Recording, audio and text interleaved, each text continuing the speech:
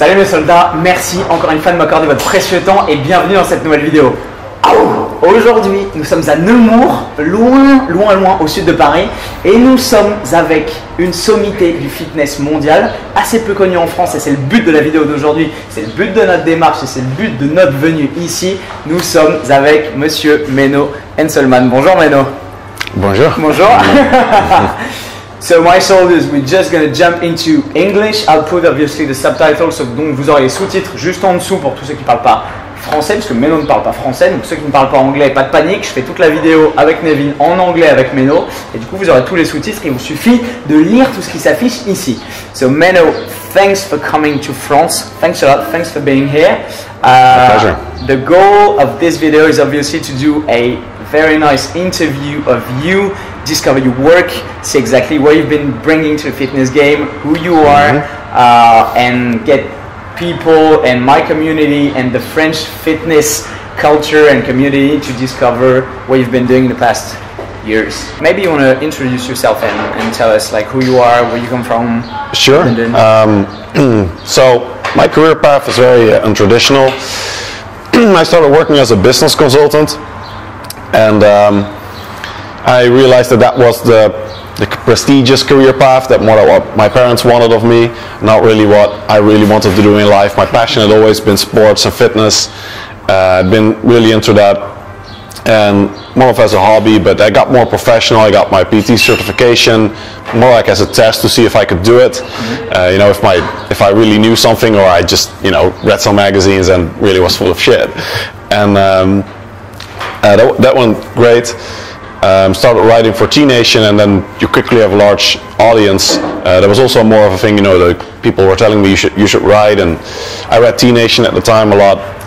So I was like, okay, maybe I'll see if I can get published here. Then I had a big audience, so then I basically started working as a coach as well. Got a lot of requests. People wanted me to coach them. That went well. Basically had 2 jobs at some point. You know, people at lunch break, they were having lunch. I was emailing clients. So you was like business consulting and then emailing clients for the PT business. Yeah, so I was doing both jobs at the same time, and obviously that wasn't sustainable, and it wasn't really what I wanted. So I made the switch, started my own, started Bayesian Bodybuilding, and then also set up the PT course shortly after, where I basically formalized the whole method so that I could teach others how to also become good coaches and promote evidence-based fitness, as that is still sorely lacking in the fitness atmosphere. Great. Yeah, and things have been going really well since. Now Bayesian Bodybuilding is a big company. We're translating the course to Spanish. We have a Dutch version now. We're going to get a French version, and right here exactly. Nice, man. And we've got 6 people, 6 researchers working for the course non-stop. It's going great. Amazing. Yeah. So you're known for the scientific quality of your approach, and especially like debunking fitness myths. Do you think this is what made you known in the fitness industry? I think so. One of the few first articles where I debunked the idea that was still very prevalent at the time, still is really, that stretching makes your muscles longer, and I showed that it's really just all a neural effect, all it does. And now we have foam rolling, and it seems to be actually the same kind of scenario. Also for protein intakes, all the bros and the old industry, because it's so reliant on protein powder, and you know, there's not much else to sell other than supplements, right? That's right. And I basically took a scientific approach and said, okay, you know, screw everything that tradition said, he said, she said. Let's just look at the empirical data, look at the scientific evidence, and go from there, see what the actual evidence says and how much protein we need. I think it's very hard to question what is already like accepted by everyone.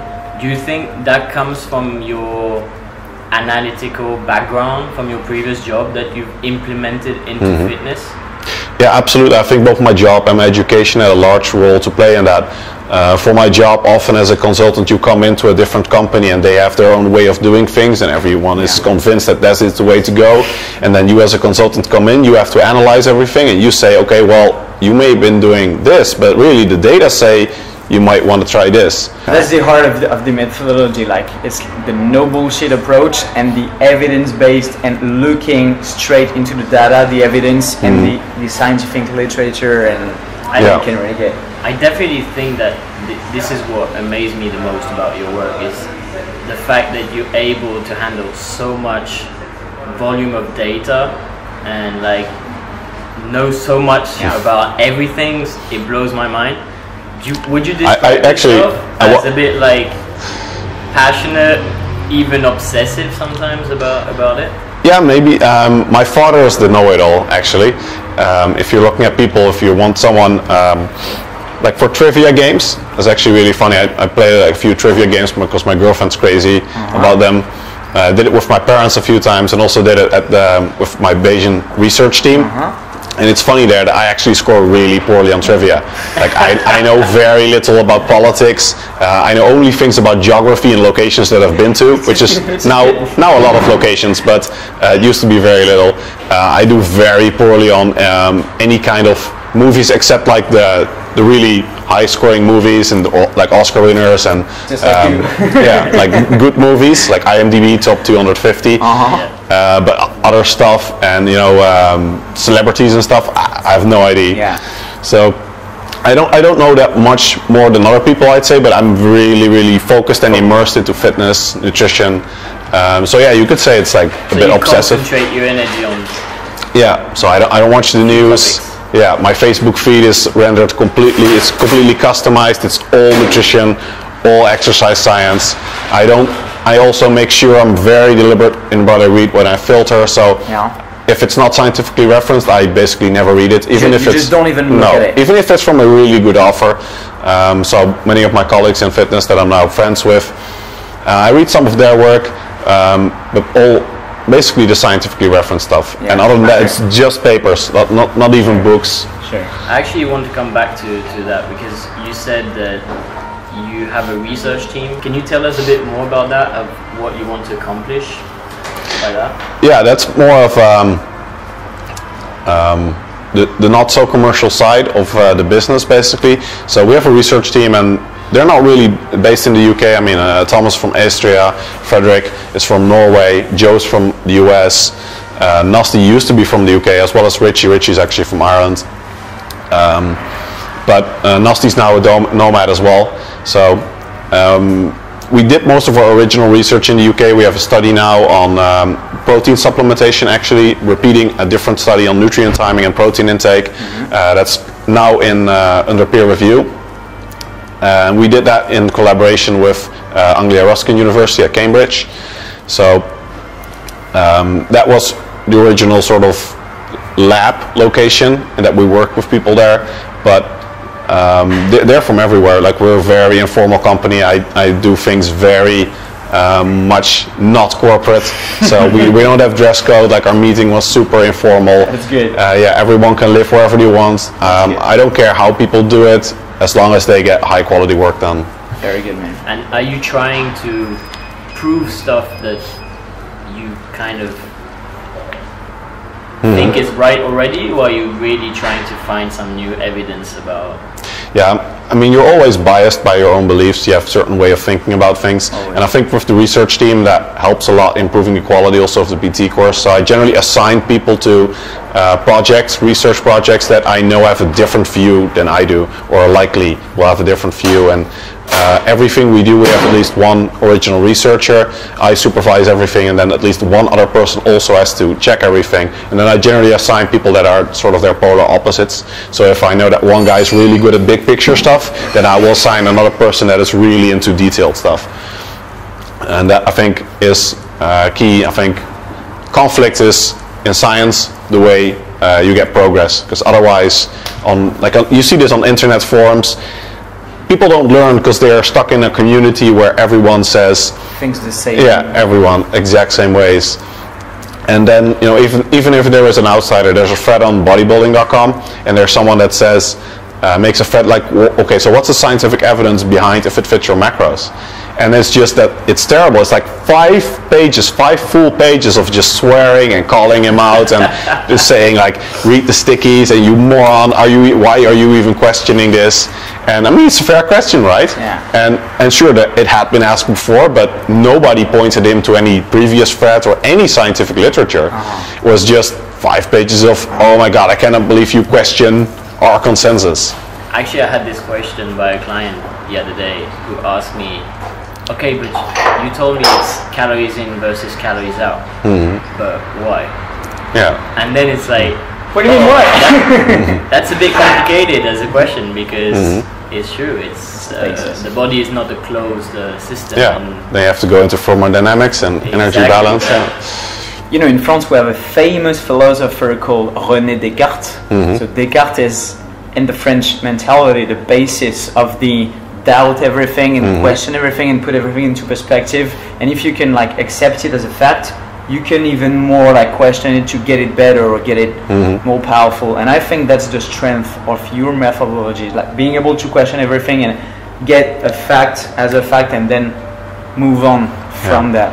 Yeah, I think France has a lot of really good philosophers, and it's not a, you know, that it's not for nothing that we got the Enlightenment that has a big boom here in France. But they don't lift.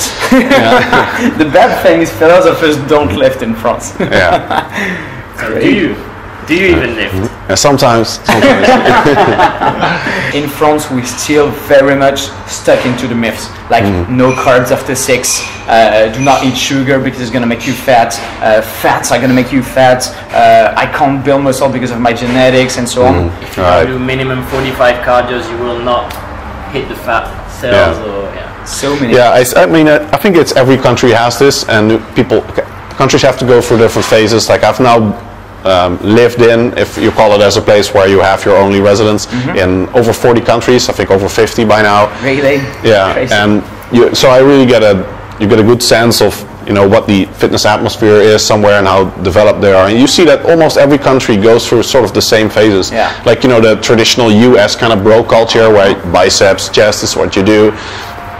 You see that in Asian countries as well. You have all the Asian bros there, and they're very similar. I've seen them. Yeah, so it's you'd expect maybe like people come from very different ideas, but I think the bro idea comes from people basing ideas on how they feel, like soreness, the pump, right? These are things you can feel, and you look in the mirror and you look better. So people go by these things they get acute feedback on instead of actually going by reason and data.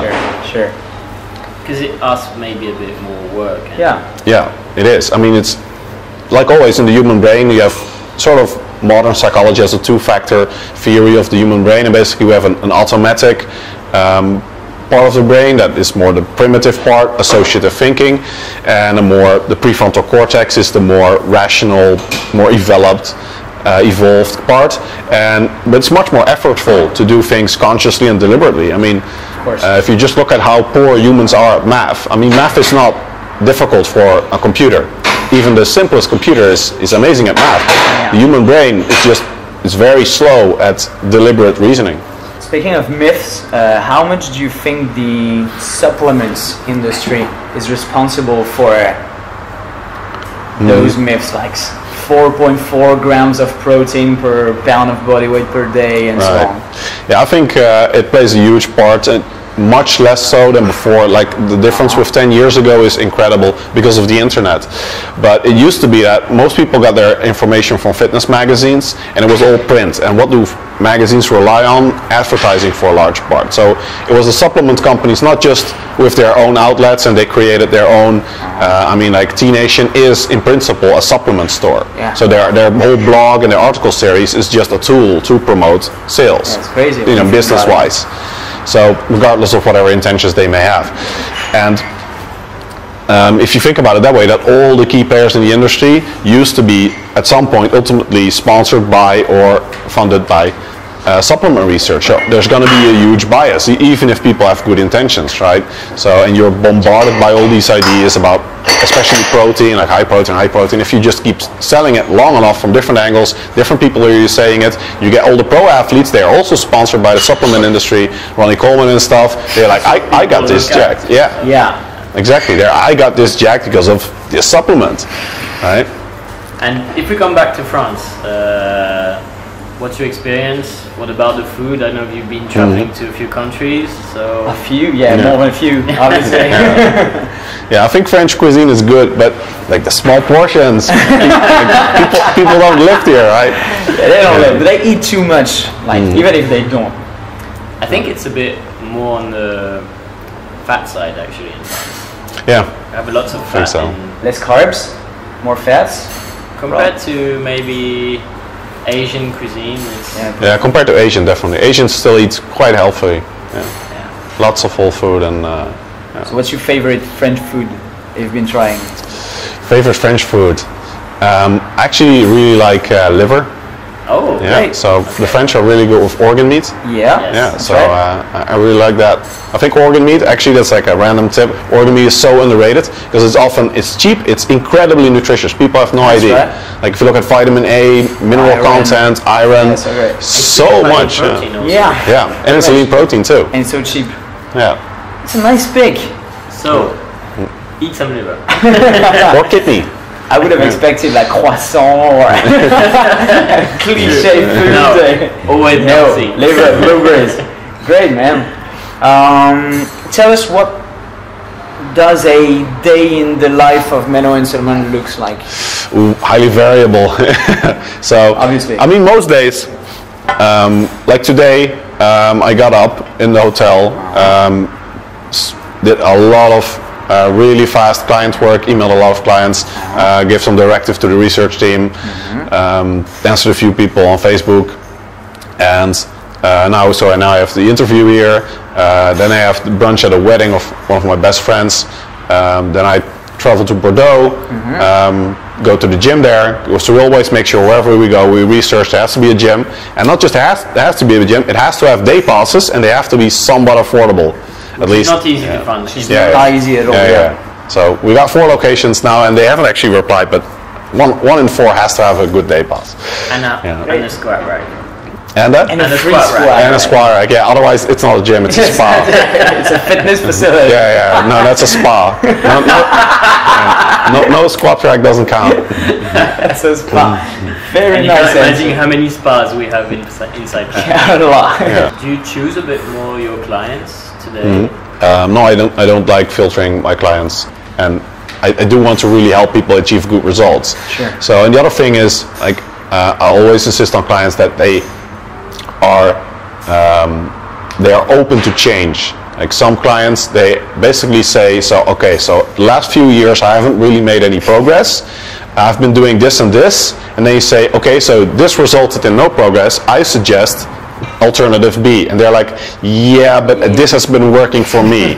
It's natural. People are resistant to change. In psychology, it's called psychological principle of inertia. Like when there is, in general, it's natural for an evolutionary point of view. Unless there is a very big drive and need for it, then people just do as they are. I mean, if you are currently on set to reproduce and live for a while, then evolutionarily speaking, probably don't fix what isn't broken. Right? We're not meant to enjoy or to maximize our physiques or to enjoy life to the fullest. We are evolutionarily meant to pass on our genes. That's it. Yeah. And maybe try always to find the minimal adjustment possible with the greatest success behind, right? Exactly. Nice. Question about the beard game. What is it about? The beard game. Faking influence or? Yeah, at some point I looked in the mirror and I thought, what I need more weight, more muscle, more hair. Basic package. Testosterone market, right? Great, man. Okay, so last question to wrap it up. What's your next move? Like, what's coming? Well, one thing is the Bayesian PT course is going to be in French and Spanish, so that's a big one. Probably going to do more public speaking. I really like that, interconnecting with these different cultures. Recently I was in Bulgaria, and it's great to see that these countries, you also have a very rising fitness market. Got like 50 attendees, and that's great. Yeah, so Amsterdam as well. Yeah, Amsterdam was a great success, and now I have good requests that seem pretty legitimate in Indonesia, Singapore, Japan. That's crazy, man. Yeah, so cool. And we're touring Australia, and after that with Eric Helms I have a seminar that's 99% confirmed in New Zealand, and probably that touring the US after. Crazy cool. Great. On vous mettra tous ces détails en description de la vidéo et tous les auteurs et les chercheurs et les coachs qu'il a énoncés. Well, Menno, thanks a lot for your time and your answers. My pleasure. Much appreciated. Mes soldats, j'espère que cette vidéo vous a plu, j'espère que le travail de Menno vous inspire. Ce que je vais faire, c'est que je vais vous mettre en lien de la vidéo juste en dessous toutes les références sur lesquelles vous pouvez le trouver, les séminaires auxquels il a participé, les interviews qu'il a déjà données dans des conférences internationales sur YouTube. Il y a énormément de son travail qui est en anglais, qui est traduit généralement, mais beaucoup de choses sont disponibles sur Internet. Merci d'avoir suivi cette vidéo. Si vous l'avez appréciée, comme d'habitude, laissez-moi un pouce bleu juste en dessous et un commentaire. Je vous invite vraiment à aller voir son travail. C'est une sommité en fitness mondial et ce qu'il fait est vraiment génialissime, scientifiquement validé, extrêmement intéressant. Et quant à moi, je vous retrouve comme d'habitude dans une prochaine vidéo avec le sourire et comme d'hab, plus fort et plus fit. Bam!